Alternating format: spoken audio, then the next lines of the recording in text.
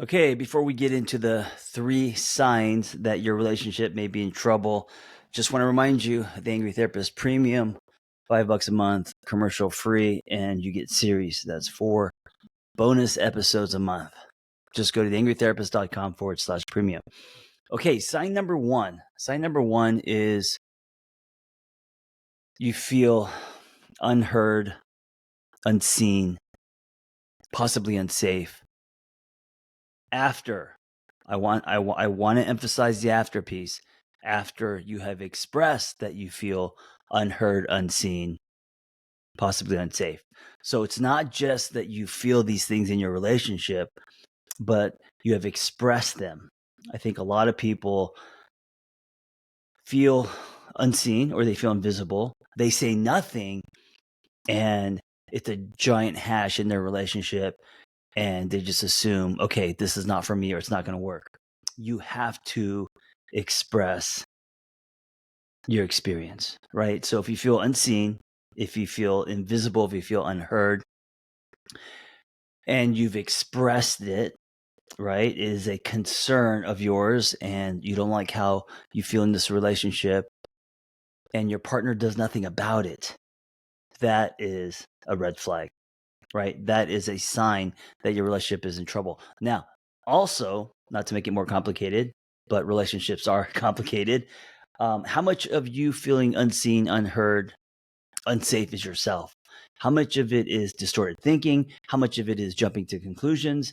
How much of it is on you, your story, your wiring, right?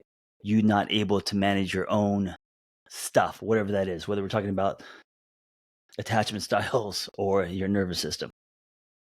So that's sign number 1 is that you just don't feel seen. You don't feel like you're there. You feel invisible. You feel ignored after you've expressed that you feel this way and nothing changes. If there's no effort on the other side, that is a sign that your relationship may be in trouble. And it's in trouble because you're only 50% of this. And this is why relationships are so tough. You could be quote unquote perfect and you're only 50%, right? So you have to let go of you trying to fix a relationship because that's not possible. You're a contributor. There's a partnership. It's you plus someone else who also contributes.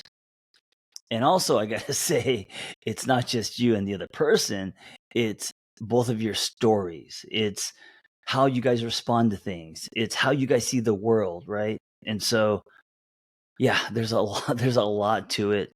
And so if you're blaming yourself or if you think it was just your fault, um, you may have contributed to the plane going down, but it's really impossible to just be one person's fault, even in cases of infidelity. And I know this is kind of controversial, but I really love Esther Perel's take on infidelity. I think it's not black and white. Yes, of course, someone can be at fault if they broke their promise, if they went outside of their relationship. I get it. If they cheated, there is betrayal, there is broken trust. But what was your contribution to that? You may not have cheated, but I don't know why I'm pointing my finger. You may not have cheated, but um, what was your maybe you didn't speak up, maybe you had a feeling and you looked the other way. Maybe, I don't know, but you contributed to the relationship dynamic, right? And it still may not be your fault. I understand that. But there was a mixture of two people doing life together. And in that swirl, and I love the visual of a swirl because that's what relationships are. It's not like colored by numbers. It is a swirl. It is a mixture of two people. And the thing about swirls is you can't really unswirl them, you know? And so it's this swirl that's unswirlable. What the fuck am I talking about? It's this swirl that's unswirlable. This thing that is your relationship. And so to just say it's your fault or it's someone else's fault because they cheated, it's just more complicated than that. All right, so that's number 1. Number 2, I would say, is if conflicts aren't able to be resolved. This one's huge. So it's not about how many times we fight, it's about how we fight. And if the fights keep happening, whether they're about the same thing, well, if they're about the same thing, that's a bigger sign, because it means it's constant, it's not being resolved. And I get it that some conflict isn't resolvable. This is also a huge misconception that everything has to be resolved, and there're just going to be some things that you never resolve. There's just going to be some things that you guys just don't see eye to eye on, and you have to ask yourself, is this worth breaking the relationship, or can you accept and move on? But if you guys are fighting and nothing is ever resolved, if every time you fight there's resentment, anger, it doesn't matter what what side it's on. Sorry, I lost my voice. Excuse me. But if there's no resolvement, it's just a matter of time before the plane goes down. I mean, think about it. If you're fighting, doesn't get resolved, stones in your shoe, anger, resentment, even if it's a little bit, right? People holding on to shit. Then another fight happens, doesn't get resolved. Another fight happens, doesn't get, like, it's just a matter of time before the house of cards comes crumbling down. So fights have to get resolved. Not every fight has to get resolved, but the majority of fights in general has to get resolved. One of the most important things, I think, in a relationship that we never learn, and we should learn this in high school or college. There should be legit classes on this. It would make our lives so much easier.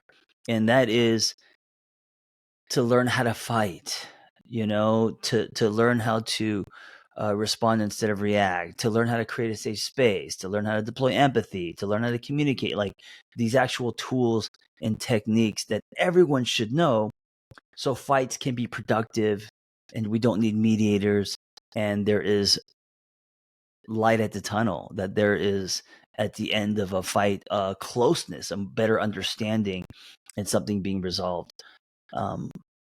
Most of us, I was this way and I still struggle with it. We don't know how to fight. We go into fights just reactive, and we also don't realize that when we're fighting, we're getting activated because shit's coming up we're not even probably aware of, and we may be throwing chairs, and what we're really activated about isn't even what we're fighting about on the surface, but there's something happening underneath that reminds of us something, or that triggers us, sets off our fight or flight, false beliefs, we jump to conclusions, and then our reaction is over the top or extreme, and then that's going to cause another reaction from the other person, and now it's war. And so you have to learn how to resolve your fights. If you don't, your relationship is definitely is in trouble. And again, not every fight is going to be resolved, I get it, but most of the fights has to be resolved. Most of the fights have to, two people have to have the tools to be able to resolve something. Okay.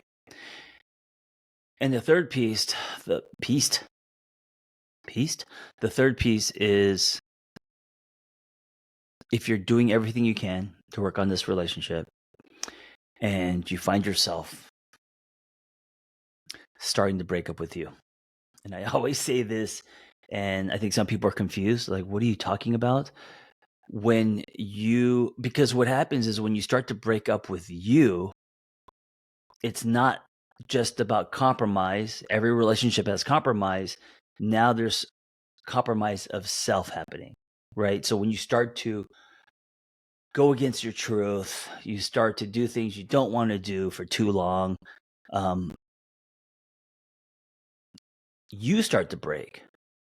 You start to do things that you wouldn't, or that you don't like yourself, because you have done these things or said these things, right? You start to show up in a way that isn't your authentic self. And so you start breaking up with you. That is another huge sign that your relationship is in trouble. And this usually happens way too late. This usually happens when the plane's already going down. You want to resolve things, work on things, work through things way before you start breaking up with yourself. Because I think when you start breaking up with yourself, it's too late. I think by this time, Not only is there anger, resentment, and all of this other stuff, but there's chemistry starting to change. You don't feel the same way about the person. And I think this is the biggest. This is the biggest thing that I don't. Most times it can't be fixed, right? And I call it a secondary change that's not reversible. Things can get sorted out, resolved, arguments, superficial things, logistics, whatever. But once feelings start changing, once you start seeing your partner as your son or your mom, um, now we're talking about a change in relationship dynamic, and it's really hard to now change that dynamic again and get it back to equal partners. Once you start to feel that your partner is not your partner, but your friend or sibling or parent, it's really, really hard to reverse that because now feelings are changed. You don't see your partner the same way. You're not attracted to your partner. You may love your partner and you guys may function well, you know. You may run a company together, you may be parents, and the way that you function and get things done or the way that you parent may be great, but there's no intimacy. Maybe the sex is gone. Maybe no one's attracted to each other anymore, and that stuff, that's really hard to bounce back from.